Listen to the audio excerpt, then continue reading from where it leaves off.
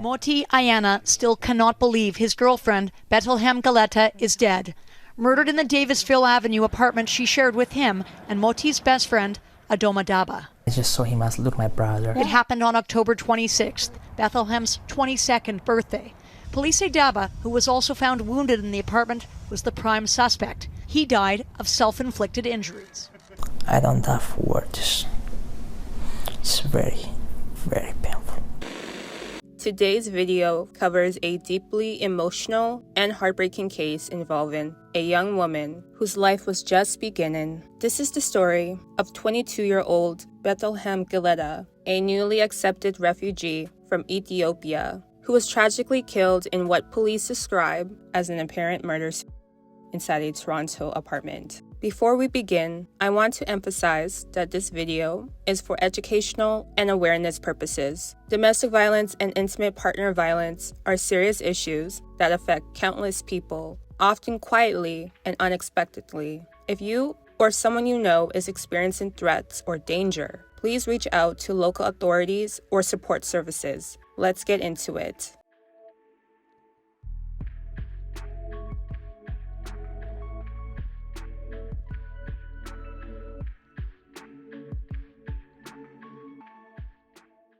Bethelhem Geleta came to Canada seeking safety, stability, and a fresh start. She was originally from a village in Ethiopia. According to her boyfriend, Moti Ayana, she had recently been accepted as a conventional refugee, which finally allowed her to begin settling into her new life in Toronto. She was studying English, determined to improve her opportunities. Her dream was to become a makeup artist, a passion that reflects her creativity, her optimism, and her hopes for the future. Geleta was excited about turning 22 on October 26. She and Ayana had planned to celebrate with a small gathering at the apartment they shared. They were looking forward to the night, unaware that tragedy would strike just hours before her birthday.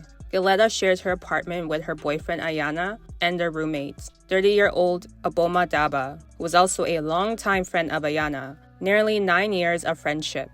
All three had come from the same Ethiopian village. They were rebuilding their lives in Canada together. There seemed to be trust, familiarity, and support among them. Daba had been living with the couple for about 4 months, and according to Ayana, everything appeared normal. There were no obvious signs of conflict, resentment, or emotional instability. This makes what happened next even more shocking. A few days before the tragedy, the three of them were sitting together in the living room when Daba revealed something unexpected. He told Ayana that he was in love with Geleta. Ayana turned to his girlfriend for clarity, and Geleta reassured him immediately. She told him that Daba was like a brother and confirmed that Ayana was the man she loved.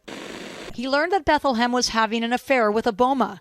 It was Adoma who brought it up, as the three were sitting around in the apartment they shared. This guy was saying, I'm in love with her. Then I asked only her interest. Do you love him?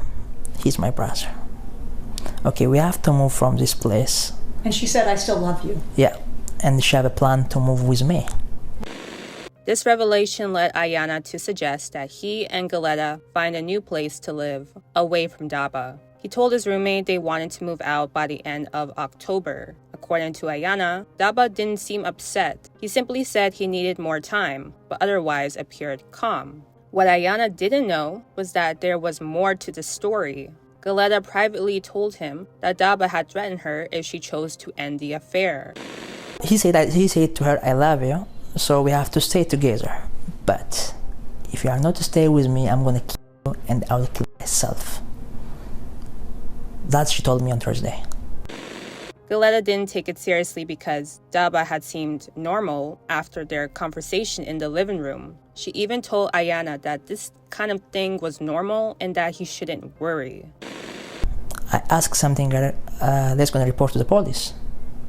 No, she said, it's normal.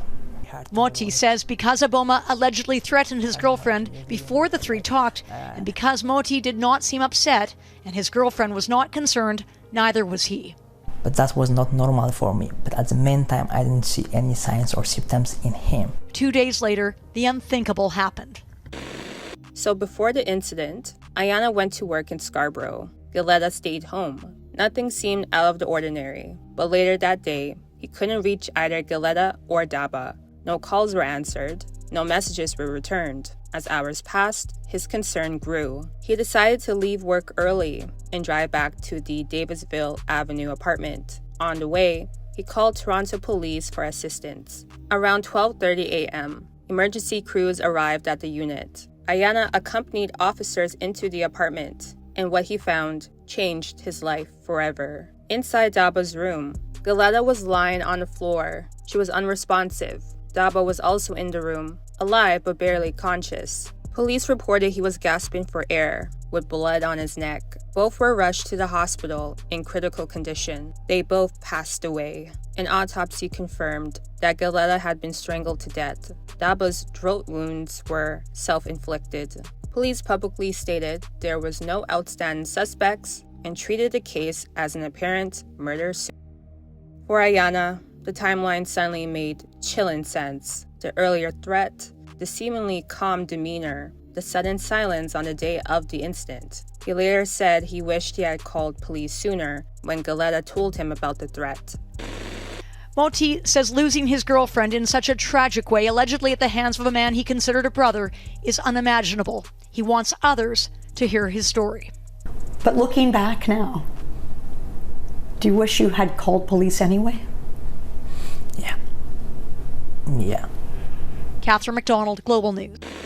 She was on the path toward rebuilding everything. Safety, stability, a career, after leaving her home country behind. This tragedy is also a heartbreaking reminder of how dangerous threats from someone emotionally unstable can be, even when they seem calm or harmless on the surface. Take all threats seriously. There's no harm in doing that. The consequences, as in this case, can be catastrophic if you don't. The lead investigator in the case says if anything can be learned, it's that every threat, even if you're not sure it's credible, should be reported. Especially in communities who don't have a lot of contact with the police. Don't be shy about coming forward. There's no shame in it. A memorial service for Bethelhem, Geleta, and Aboma Daba was held Sunday at the church where they all belonged.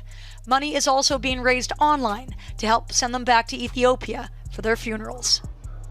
Tomorrow, the bodies of Betty Geleta and the man suspected of killing her, Aboma Daba, will be flown home to Ethiopia, and funerals for both of them will be held this Wednesday. Betty's boyfriend, I'm told, is devastated by the murder of his girlfriend, while members of the Oromo Christian Church, where they all belonged, are in shock. If you are experiencing threats, controlling behavior, stalking, or emotional manipulation, please reach out for help. These are not normal, and they should never be ignored. Thank you for watching this video and helping keep Geleta's memory alive. Don't forget to like, comment, subscribe, and share this video. Your support is appreciated. See you next time on Melanin Mysteries.